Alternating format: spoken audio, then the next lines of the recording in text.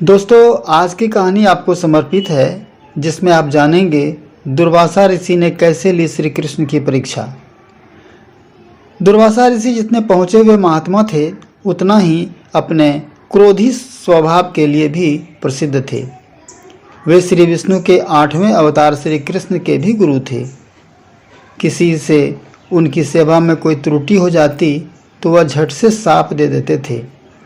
एक बार ऋषि दुर्वासा ने अपने शिष्य श्री कृष्ण की परीक्षा लेने की सोची।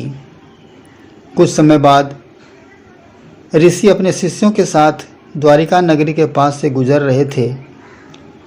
जब वह जंगल में रुककर विश्राम कर रहे थे तो उन्होंने अपने शिष्य को श्री कृष्ण को बुलाने के लिए भेजा।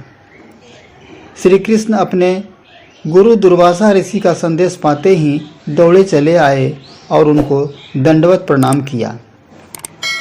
श्री कृष्ण दुर्वासा ऋषि से उनकी द्वारिकापुरी चलने के लिए अनुरोध करने लगे। दुर्वासा ऋषि ने श्री कृष्ण के सामने एक शर्त रखी कि मैं उस रथ पर जाऊंगा जिसे घोड़े नहीं खींचे, अपितु एक तरफ तुम और दूसरी तरफ तुम्हारी पटरानी रुक्मिणी खींचेंगी। दुर्वासा ऋषि की बात सुनकर श्री कृष्ण दौड़े दौड़े रुक्मिणी के समक्ष गए। श्री कृष्ण ने रुक्मिणी को दुर्वासा ऋषि की शर्त बताई। रुक्मिणी शहर से ही श्री कृष्ण के साथ दुर्वासा ऋषि को लेने के लिए चल पड़ी। दोनों ने जाकर गुरुदेव के रथ पर बैठने का अनुरोध किया।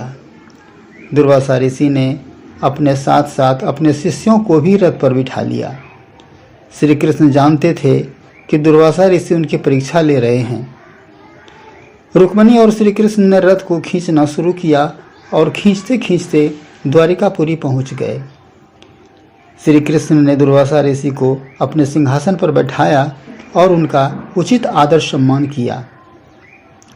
उनके लिए 56 भोग तैयार करवाई गई, लेकिन दुर्वासा ऋषि ने सभी भोग खाने से इनकार कर दिया और श्री कृष्ण से खीर बनाने के लिए कहा। श्री कृष्ण ने उसकी आज्ञा मानकर खीर बनवाई। खीर तैयार होने के बाद श्री कृष्ण ने दुर्वासा ऋषि से खीर का भोग लगाने के लिए विनती की। उन्होंने थोड़ी सी खीर का भोग लगाया और शेष श्री कृष्ण को खाने के लिए कहा। श्री कृष्ण ने थोड़ी सी खीर को चख लिया। उसके पश्चात दुर्वासा ऋषि ने श्री कृष्ण से खीर को अपने शरीर पर लगाने की आज्ञा दी। श्री कृष्ण ने उनकी आज्ञा को स्वीकार कर खीर को अपने पूरे शरीर पर लगा लिया, लेकिन जब खीर पैरों पर लगाने की बारी आई तो श्री कृष्ण ने कहा कि गुरुदेव, यह खीर आपका भोग प्रसाद है, इसको मैं अपने पैरों पर कैसे लगा सकता हूँ। उसकी बात सुनकर दुर्वासा ऋषि बहुत प्रसन्न हुए और श्री कृष्ण को आशीर्वाद दिया। दुर्वासा ऋषि ने कहा कि मैं तुम्हारी सेवा भाव से बहुत खुश हूँ और तुम मेरी परीक्षा में सफल हुए। इस खीर को पूरे शरीर पर लगाने के कारण तुम्हारा शरीर वज्र के समान हो गया है। इस तरह श्री कृष्ण दुर्वासा ऋषि द्वारा ली गई परीक्षा में सफल हुए और उन्होंने उनका आशीर्वाद प्राप्त किया। इतिहास साक्षी है कि महाभारत युद्ध के दौरान कोई भी शस्त्र श्री कृष्ण का बाल भी बांका नहीं कर पाया था, लेकिन अंत में श्री कृष्ण के तलवे पर बाण लगने के कारण उनकी मृत्यु हुई थी, क्योंकि श्री कृष्ण ने दुर्वासा ऋषि के द्वारा दिए खीर का लेपन अपने पैरों पर नहीं किए थे।